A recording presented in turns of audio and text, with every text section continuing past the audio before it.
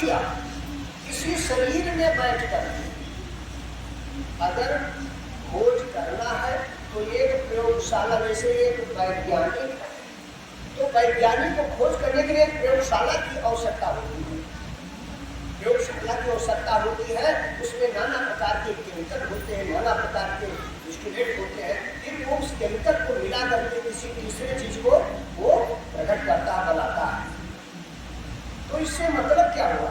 इसका मतलब ये तो प्रयोगशाला, संसार की चीज खोजने के लिए एक प्रयोगशाला की आवश्यकता है, संसार की वस्तु खोजने के लिए एक प्रयोगशाला की आवश्यकता होती है। और भाई उस आत्मा की खोज करने के लिए, उस आत्मा को खोज करने के लिए कहाँ जाएंगे?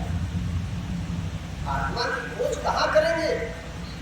भाई हम जो कुछ भी पूजा पाठ करते हैं उस आत्मा को सुख देने के लिए करते हैं, आत्मा को ही सुख देने के लिए हम पूजा पाठ करते हैं। हम वैदिक मंत्र तमाम बहुत सारी चीजें हैं, कथा भागवत जो भी हम करते हैं उस आत्मा की मुक्ति के लिए करते हैं, नहीं करते हैं। तो वो आत्मा मुक्ति कब प्राप्त करती है वास्तव में? तो हमें उस आत्मा की मुक्ति के लिए एक प्रयोगशाला की आवश्यकता है।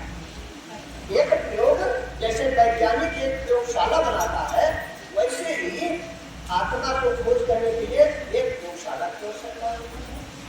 वो प्रयोगशाला हमें कहाँ मिलती है? ये हमारा साधन धन धाम शरीर, साधन धन धाम शरीर, ये हमारा शरीर ही सब कुछ है। इसी के अंदर सब कुछ मिलेगा। ये जगह सतगुरु कबीर साहब कहते हैं, खटही में गंगा, खटही में जमुना, खटही में जगदीश, लेकिन तारेगा सतगुरु तारे। कौन तारता है? सतगुरु तारता है। वो सतगुरु जो होता, सतगुरु अलग है और गुरु जो होता है वो देहधारी है। आज मैं एक चीज बताना चाहता हूँ, सतगुरु कौन है, गुरु कौन है? तो जो सतगुरु होता है वो कभी किसी धर्म से उत्पन्न नहीं होता है, ये पहली की बात है।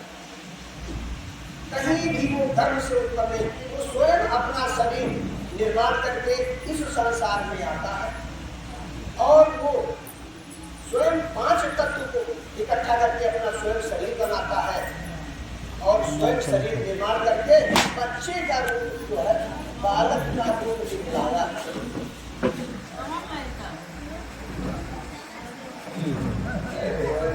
वो नहीं लड़का होगा।